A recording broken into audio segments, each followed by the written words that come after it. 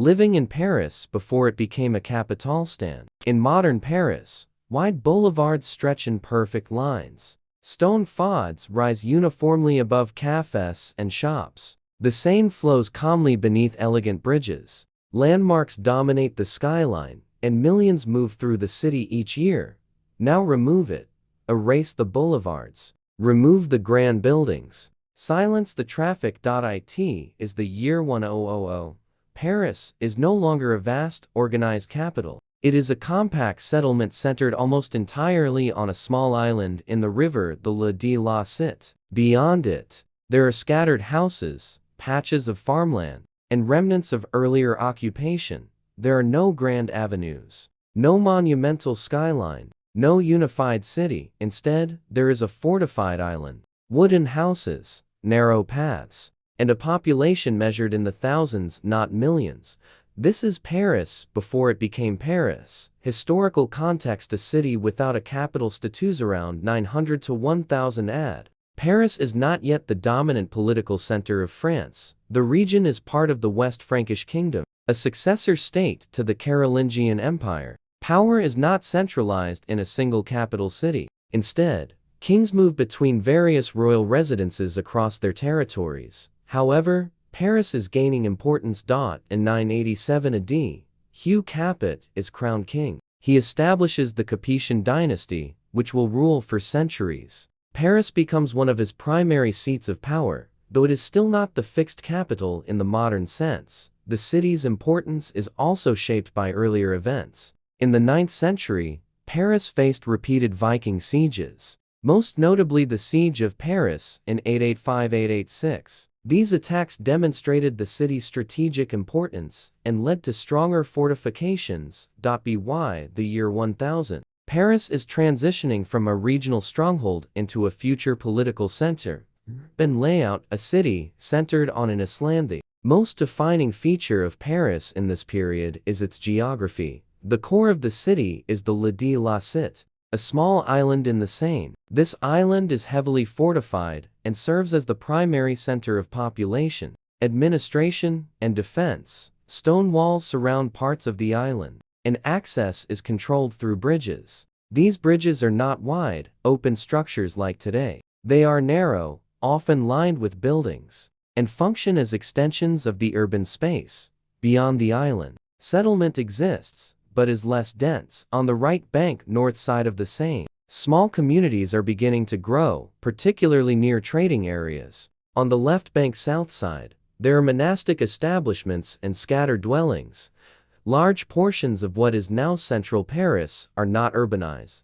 Fields, gardens, and open land separate clusters of buildings. The city does not yet have the continuous, dense structure seen in later centuries. Movement is limited by geography. The river is both a resource and a barrier. Bridges are crucial, but they are few, making the island the natural focal point of activity. Architecture and building materials. In Paris, around the year 1000 is modest and practical. Residential buildings are constructed from wood. Timber frames, wattle and daub walls, and thatched or wooden roofs are common. These materials are readily available but vulnerable to fire and decay. Stone construction is reserved for important structures, churches, defensive walls, and certain elite buildings are built from stone. On the la Cité, key religious and administrative buildings reflect this durability. One of the most important structures is the early cathedral that predates the later Notre Dame. While the famous Gothic cathedral will not be constructed until the 12th century, a significant church already stands on the island, serving as a religious center. Narrow streets when between buildings. There is little planning in the modern sense. Streets follow organic paths shaped by use rather than design. Buildings are tightly packed in some areas, particularly on the island, while more scattered on the banks. The overall visual impression is a small, dense core surrounded by loosely connected settlements.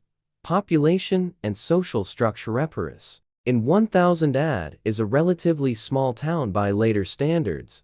Estimates suggest a population of perhaps 10,000 to 20,000 people. This makes it significant regionally, but far from the scale of ancient imperial cities or later medieval capitals. Society is structured around hierarchy. At the top are the king and his immediate circle, though the king is not always physically present. Local authority is often exercised by counts, bishops, and other officials. The church plays a central role. Clergy are among the most influential figures in the city. Monasteries and churches control land, resources, and knowledge. Below them are merchants, artisans, and laborers. These groups form the economic base of the city. Craftsmen produce goods such as tools, clothing, and household items. Most people live modestly. Wealth is limited, and social mobility is constrained. Unlike later medieval Paris, there is no large university population. The intellectual life that will later define the city has not yet developed. Daily life routine in a small riverside town. Daily life in Paris around 1000 AD is shaped by necessity, tradition, and limited infrastructure. Food is simple and locally sourced. Bread is the staple, often made from wheat or rye. Vegetables, legumes, and small amounts of meat are consumed depending on availability and social status. Markets take place regularly, particularly near the river. The Seine is central to daily life. It provides water, supports transport, and enables trade. Fishing is common. Small boats move along the river, carrying goods and people. Work is primarily manual.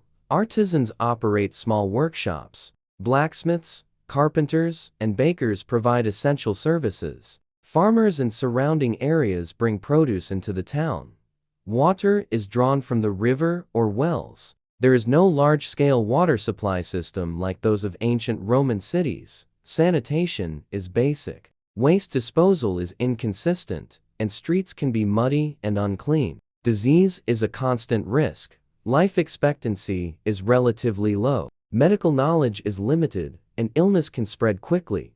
Despite these conditions, life is structured and communal. People gather for religious services, markets, and local events. The rhythm of life follows the agricultural calendar and the religious calendar. Trade and economic activity. Paris's economy in this period is modest but growing. Its location on the Seine gives it a strategic advantage. The river connects the city to other regions, allowing goods to move in and out. Trade is not yet on the scale seen in later medieval cities, but it is significant enough to support a stable population. Goods traded include grain, wine, textiles, and basic manufactured items. Markets are central to economic life. They are not large or permanent structures, but regular gatherings where goods are exchanged. Coinage is used, but barter also plays a role in transactions. The presence of royal authority, even if intermittent, contributes to economic stability. The city benefits from being associated with the ruling dynasty over time. These economic foundations will support Paris's expansion, but in 1000 AD, the system remains localized and limited. Political control and power structure. As political authority in Paris around the year 1000 is layered and sometimes unstable. The king, now from the Capetian dynasty, holds theoretical authority over the region. However, his actual power is limited compared to later monarchs. Local governance is carried out by officials such as counts and bishops. The Bishop of Paris is a key figure. He controls significant land and influences both religious and civic matters.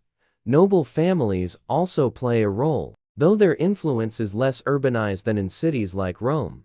Power is not centralized in a single administrative system. Instead, it is distributed among various actors. The La de la Cité serves as the political and administrative heart. It is where authority is most visibly exercised.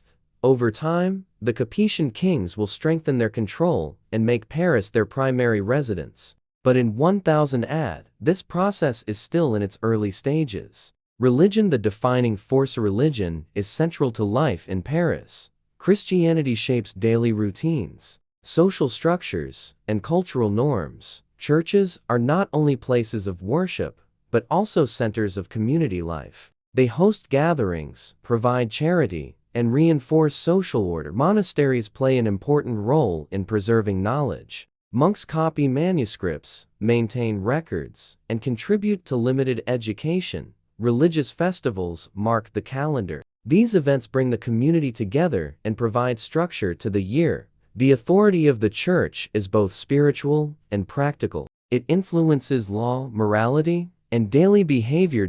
In a city without strong centralized governance, the church provides continuity and stability, defense, and security. History of Viking attacks in the 9th century has left a lasting impact. The city's defenses are focused on the La de la Cité walls. Fortified structures and controlled access points make the island easier to defend. Bridges can be protected or even destroyed in times of attack. The river itself acts as a natural barrier. By 1000 AD, large-scale Viking raids have diminished, but the memory of these events shapes the city's layout and priorities. Security is not absolute. Conflicts between local powers, as well as external threats, remain possible. However, the fortified island provides a level of protection that contributes to the city's survival and growth. Comparison to modern Paris. WH80 has changed. Modern Paris is one of the most recognizable cities in the world. It is defined by wide boulevards, monumental architecture, and a dense urban landscape.